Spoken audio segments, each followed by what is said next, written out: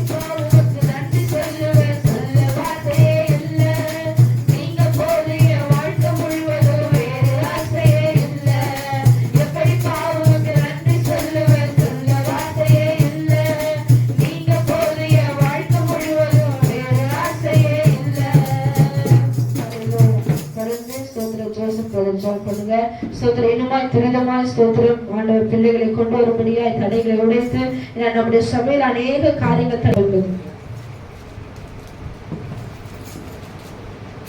எழுந்திரு, ராத்திரியிலே முதற் சாமத்தில் கூப்பிடு, ஆண்டவரின் சமூகத்தில் உன் இருதயத்தை தண்ணீரை போல ஊற்றிவிடு.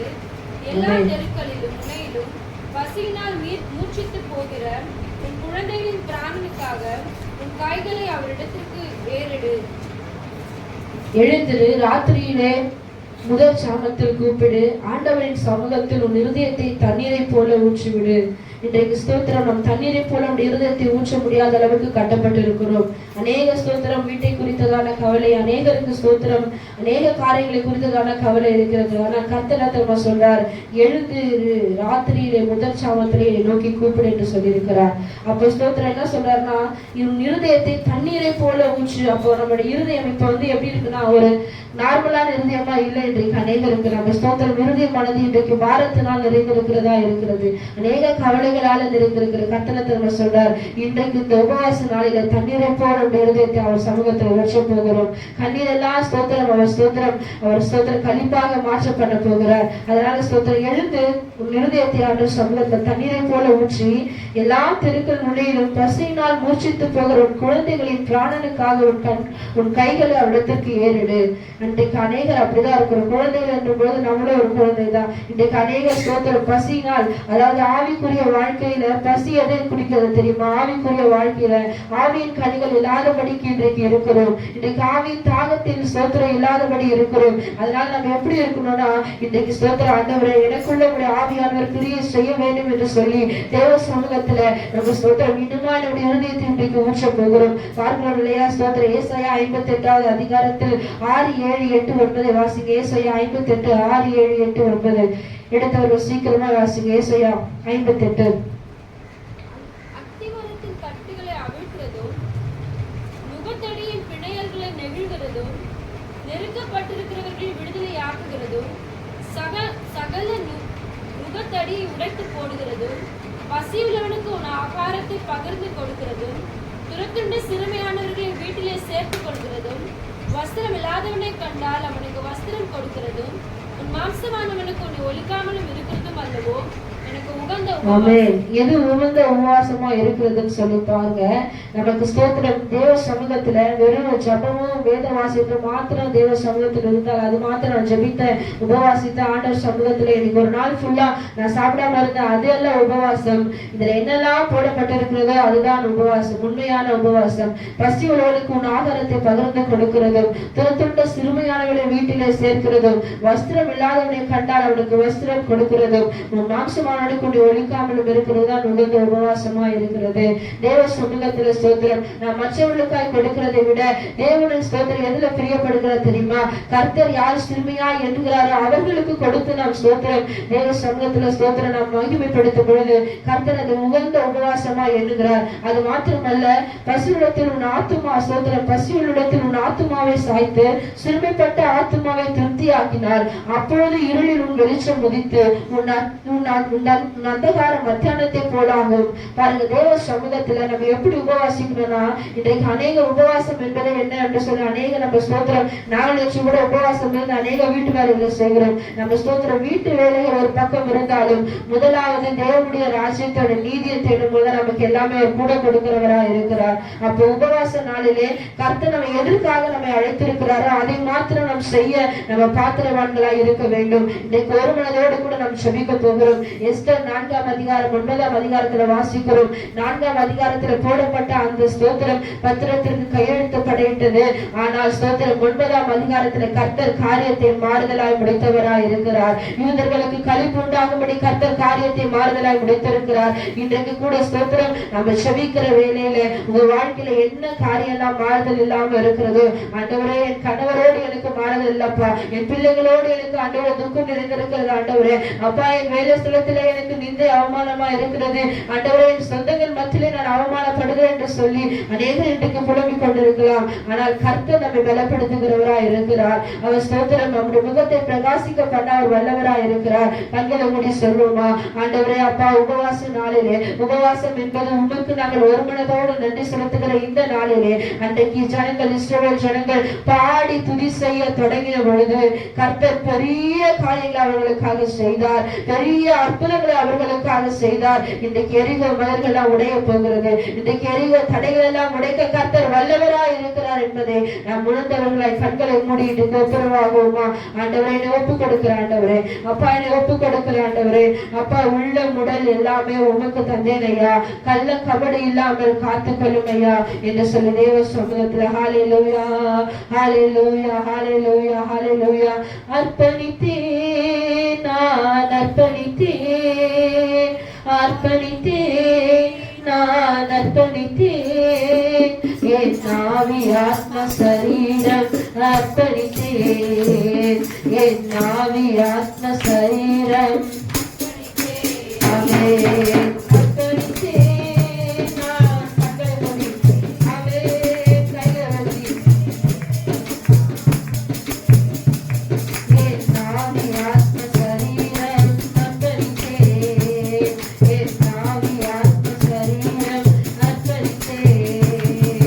அப்பா என்னை முழுவதும் அர்ப்பணித்தேன் ஐயா, உயிரோடு இருக்கும் நாளெல்லாம் உமக்கு சொந்தமையா. அப்பா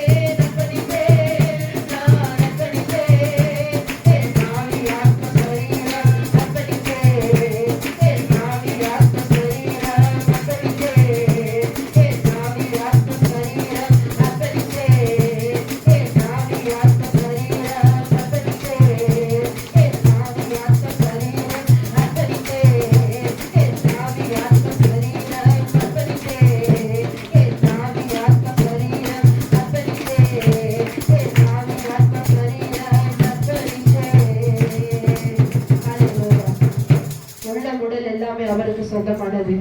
நம்முடைய ஆவி ஆத்மா சரீரமும் அவருக்கு சொந்தமானது. அதை இன்றைக்கு முழுவதுமா அவருடைய சமூகத்தில் அர்ப்பணிப்போம். கர்த்தர் மகிமையான காரியங்களை செய்ய நம்முடைய வாழ்க்கையில சித்தமா இருக்கிறார். எப்போ அதை செய்வார்னா, நாம் ஒருமனதோடு அவர் சமூகத்தில் அர்ப்பணித்து உபவாசித்து உடலை வருத்து நாம் செபிக்கும் பொழுது கர்த்தர் இதிலும் பெரிதானவர்களை காண்பார் என்று சொன்னவர் அவர் நிச்சயமாய் செய்வார். இப்பொழுதே செய்வார். நம்முடைய கண்களுக்கு அது ஆச்சரியமா இருக்கும்படி செய்ய போகிறார். கர்த்தருடைய நாமத்தை தொடர்ந்து மகிமைப்படுத்தும். அப்படியே ஜெபத்திலே இருக்கும். ஹல்லேலூயா. பேசுறாங்க.